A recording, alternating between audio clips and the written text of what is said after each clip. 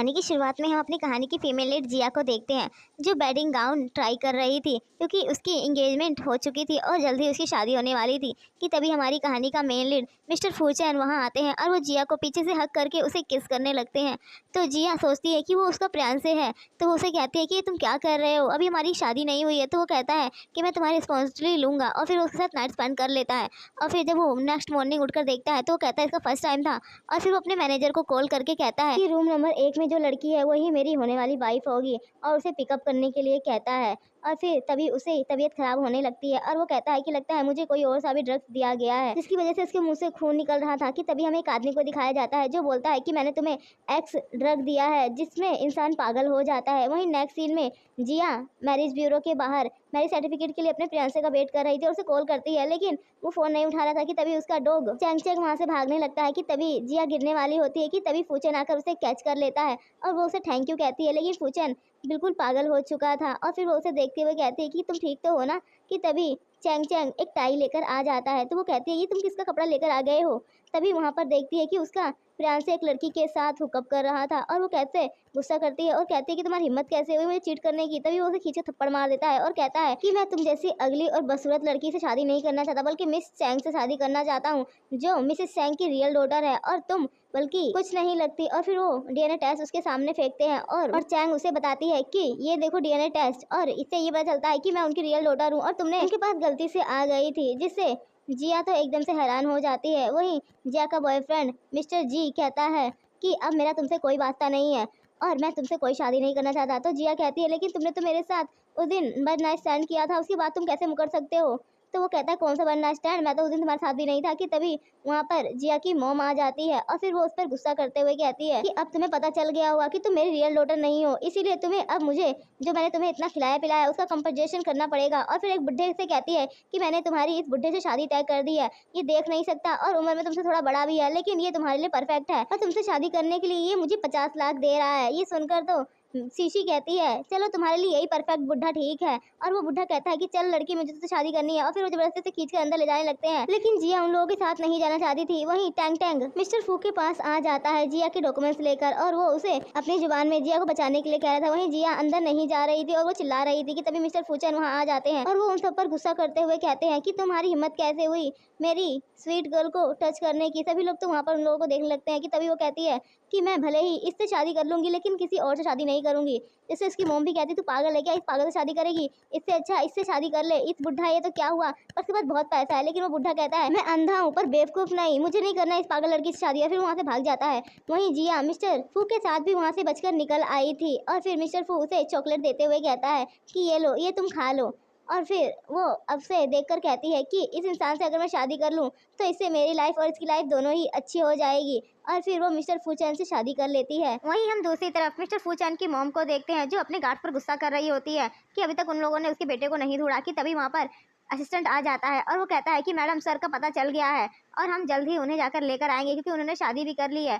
और फिर ये सुनकर तो उसकी मॉम खुश हो जाती है। वहीं चैंग फैमिली में सभी लोग आपस में बैठे बातें कर रहे थे। शीशी अपनी मॉम को कहती है कि आखिर कब आप उस लड़की से पीछा छुड़ाएंगी, आखिर वो तो हमारे किसी काम की नहीं है। तो उसकी मॉम कहती है हाँ वैसे भी उसकी वजह से मुझे मेरे 50 लाख भी नहीं मिले और वो भाग गई। और फिर वो कहती है कि अब मैं उसे अपने घर से निकाल दूंगी क्योंकि मैं उस पर अब और खर्चा नहीं करना चाहती। और अब वो सब मिलकर जिया के सामान को बाहर फेंकने लगते हैं और जिया अपनी मॉम को कहती है कि मॉम प्लीज आप मेरे साथ ऐसा मत करिए, आपने मुझे इतने सालों से पाला है। तो वो बोलती है कि पाला है लेकिन अब वो नहीं पाल सकती और फिर वहाँ से उसे घर से निकाल देती है। वहीं असिस्टेंट भी वहाँ पर आकर मिस्टर फू के बारे में पूछने लगता है। तो वो लोग कहते हैं कि यहाँ पर वो कोई नहीं रहता बल्कि हमारी नौकरानी का एक हस्बैंड था, हमने उन दोनों को घर से बाहर निकाल दिया और वो पागल था। ये सुनकर असिस्टेंट सोचता है कि वो पागल था तो भला वो कैसे मिस्टर फू हो सकते हैं, और फिर वो उन लोगों की बातें सुनकर वहाँ से चला जाता है। वहीं शीशी अपने फोन में सर्च करके मिस्टर फू के बारे में देखती है और कहती है ये तो बहुत ही अमीर आदमी है।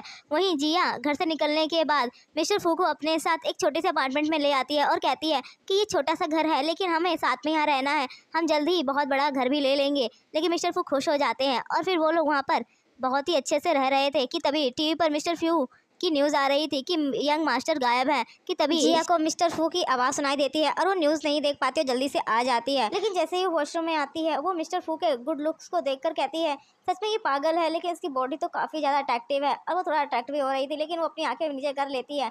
और तभी मिस्टर फू से कहते हैं कि क्या तुम मेरे साथ आना चाहती है, तो मना करती है कि तभी वो पीछे से उसे हक कर लेता है, जिससे जिया को वो वन नाइट वाले बंदे की याद आ जाती है और वो कहती है ये कैसे हो सकता है, वो तो पागल नहीं लग रहा था। और फिर वो मिस्टर फू से खुद को छुड़ाकर वहाँ से जाने लगती है। वहीं नेक्स्ट सीन में हम देखते हैं कि मिस्टर फू जिया के गोद में सर रख के सो रहे थे और जिया को बार बार वो वन नाइट स्टैंड वाले की याद आ रही थी। कि तभी हम नेक्स्ट सीन में देखते हैं कि जिया ने एक स्टॉल लगाई थी और वो उसी से अपना घर चला रही थी। और तभी वहाँ पर शीशी उसे चुपके से देख रही थी और वो कह रही थी मैं तुझे खुश नहीं रहने दूंगी और तू कैसे खुश रह सकती है। वहीं जिया तो सामान लेकर मिस्टर फूचन के पास आ रही थी कि तभी एक गाड़ी से ठोकने वाली थी, लेकिन मिस्टर फूचन उसे ढकेल कर खुद आ जाते हैं, जिससे उसके सर में चोट लग जाती है और उसे अपनी मेमोरी याद आने लगती है। और हमें नेक्स्ट सीन में हॉस्पिटल का सीन दिखाया जाता है, जहाँ पर जिया अपनी सारी सेविंग डॉक्टर को दे देती है मिस्टर फूचन के इलाज के लिए। और फिर जब मिस्टर फूचन को होश आता है कि तभी जिया को वोमिटिंग होने लगती है और वो कहती है कि कहीं मैं प्रेग्नेंट तो नहीं हूँ। और फिर वहीं मिस्टर फूचन को भी होश आ जाता है और वो उन्हें सब कुछ मेमोरी याद आती है कि वो ऐसे पागल हो चुके थे और जिया ने उसका कितने अच्छे से ध्यान रखा था। अब अपने मैनेजर को कॉल करके बुलाते हैं और फिर वो अपने असली गेटअप में आकर अपने गार्ड्स को ऑर्डर देते हैं और उस वन नाइट स्टैंड वाली लड़की के बारे में पूछते हैं। तो वो बोलते हैं कि यंग मास्टर आपको ढूंढने के चक्कर में हम वहाँ पर भूल ही गए। कि तभी डॉक्टर उन्हें कहता है कि आपको एक्स पॉइजन दिया गया था और इसके बारे में हमें चेक करना पड़ेगा कि आपकी बॉडी में और पॉइजन है या नहीं। और फिर उसकी बॉडी चेक करने के बाद डॉक्टर उसे बताते हैं कि आपको एक्स पॉइजन दिया गया था, जिससे इंटीमेट होने के साथ साथ इंसान पागल भी हो जाता है और जिस भी लड़की के साथ आप इंटीमेट हुए होंगे उस लड़की के अंदर वो पॉइजन चला गया है, जिसकी वजह से अब आपकी जान तो बच गई है, लेकिन उस लड़की की जान खतरे में है। तो उस लड़की को आपको अगर बचाना है तो उसे जल्द से जल्द ढूंढना होगा ताकि उसकी बॉडी से पॉइजन निकाला जा सके। तो मिस्टर फू अपने असिस्टेंट को बोलते हैं कि तुमने अभी तक उस लड़की को ढूंढा नहीं। तो वो कहता है सॉरी बॉस, लेकिन उस लड़की का पता मिल ही नहीं रहा और हमने बहुत ढूंढने की कोशिश की। और फिर वो कहता है कि जितना जल्दी हो सके मुझे वो लड़की चाहिए, क्योंकि उसने मेरी जान बचाने के लिए खुद की जान खतरे में डाली और अब मैं उसकी जान बचाना चाहता हूँ। और फिर वही हम जिया को देखते हैं जो डॉक्टर के पास आई थी और डॉक्टर उसे बताती है कि तुम 2 मंथ प्रेग्नेंट हो और तुम्हें अपना अच्छे से ध्यान रखना चाहिए। साथ ही तुम्हारी बॉडी में एक अजीब सा पॉइजन भी है जो तुम्हारी हेल्थ खराब कर सकती है, तो तुम्हें एक बड़े हॉस्पिटल में जाकर दिखाना चाहिए और अपना अच्छे से ध्यान रखना। और वहीं जिया तो मनी मन सोचती है कि मैं ऑलरेडी मैरिड हूँ और अब मैं उस स्ट्रेंजर के बच्चे से प्रेग्नेंट हूँ। कि तभी जिया को मिस्टर फू का ख्याल आता है और वो जल्दी से उसके पास जाती है। रूम में मिस्टर फू नहीं होते कि तभी पीछे से आ जाते हैं, जिसे देखकर जिया खुश हो जाती है और कहती है कि क्या हुआ। तो वो कहता है कि मैं पूरी तरह से ठीक हो चुका हूँ और मेरी याददाश्त आ चुकी है और अब मैं पहले की तरह पागल नहीं हूँ। तो जिया और भी ज़्यादा खुश हो जाती है और कहती है कि तुम्हें सब कुछ याद आ गया, तुम कौन हो, कहाँ से आए हो। तो बोलता है हाँ मैं यहाँ पर नौकरी के लिए शहर में आया था और मैं ज़्यादा अमीर नहीं हूँ, गरीब हूँ। क्योंकि वो अपनी रियल आइडेंटिटी जिया को छुपाना चाहता था, इसीलिए वो झूठ कहता है। क्योंकि मिस्टर फू उस लड़की की जान बचाना चाहता था जिसने उसकी जान बचाई थी, लेकिन साथ ही उसे ये भी याद था कि इस लड़की ने उसका कितना ध्यान रखा था, जिससे वो कुछ बोल भी नहीं पा रहा था कि कैसे वो जिया को डिवोर्स के लिए कहे। कि तभी जिया को उल्टी आने लगती है और फिर वो कहती है कि इसका मतलब तुम मुझसे डिवोर्स लेना चाहते हो, और वो अपने पेट पर हाथ रख लेती है और कहती है चलो डिवोर्स लेते हैं। वहीं दूसरी तरफ मिस्टर फू की मॉम तो बहुत ज़्यादा खुश थी कि उनका बेटा जिंदा है और उसने शादी कर ली है। और वो कहती है कि वो लड़की कितनी अच्छी है, जब मेरा बेटा पागल था तब उसने उसका ध्यान रखा, वो लड़की कितनी अच्छी होगी, अब तो वही मेरी डॉटर इन लॉ बनेगी। असिस्टेंट को सारी तैयारी करने के लिए कहती है और कहती है कि मेरी डॉटर इन लॉ के लिए ढेर सारी गिफ्ट तैयार करो। वहीं मिस्टर फू के असिस्टेंट को याद आता है कि वो डिवोर्स की बात कर रहे थे। वहीं जिया की तबीयत खराब हो रही थी और उसे ब्लड भी आ रहा था और वो कहती है कि मुझे जल्द से जल्द एक अच्छे डॉक्टर को दिखाना पड़ेगा ताकि मेरे बच्चों को कुछ ना हो। वहीं मिस्टर फू डिवोर्स के पेपर्स ले आते हैं और कहते हैं तुम्हारी जो भी डिमांड्स है तुम बता सकती हो। तो जिया कहती है कि मुझे कुछ भी नहीं चाहिए। तभी मिस्टर फू के पास असिस्टेंट का मैसेज आता है कि हमें उस शॉप की सीसीटीवी फुटेज मिल चुकी है और वो जाने लगता है। वही टैंक टैंक भोंक कर उसे रोक रहा था लेकिन वो नहीं रुकता। वहीं जिया कहती है कि डोंट वरी, मैं तुम्हारा और बेबी का अच्छे से ध्यान रखूंगी। और फिर वो हॉस्पिटल में आ जाती है बच्चे की हेल्थ के लिए, लेकिन डॉक्टर उसे मना कर देती है और कहती है कि तुम पहले बच्चे के बाप को लेकर आओ ताकि तुम्हारी प्रेगनेंसी रिपोर्ट अच्छे से क्लियर हो सके। लेकिन जिया को समझ नहीं आता और वो कहती है कि उस दुकान में जाकर मुझे बस सीसीटीवी फुटेज चेक करनी चाहिए। और फिर वो शॉप में आती है जहाँ पर मिस्टर फू भी आए होते हैं, लेकिन वो एक दूसरे को देख नहीं पाते। और जब वो शॉपकीपर से मांगती है तो वो बोलती है कि एक लड़का अभी लेकर गया है मेमोरी कार्ड, जाकर जल्दी से उससे मिलो, क्या पता उससे मिल जाए। और फिर जिया भागने लगती है। वही मिस्टर फू जाकर कार में बैठ जाते हैं और जिया वहाँ से चिल्लाती रह जाती है। और वो कार में बैठने के बाद जिया को फोन करते हैं। वहीं जिया तो चक्कर खा के बेहोश हो जाती है। वहीं चैंग फैमिली में जैन कहता है कि वो नेकलेस कहाँ है, तो उसकी मॉम कहती है कि वो नेकलेस तो उस जिया ने डिजाइन किया था तो वो अपने साथ ही ले गई। तो कहता है कि अगर वो हमें नहीं मिला तो हम कैसे अपनी ज्वेलरी की न्यू डिजाइन लॉन्च करेंगे, आखिर वो डिजाइन कॉम्पिटिशन में भी सिलेक्ट हुआ था।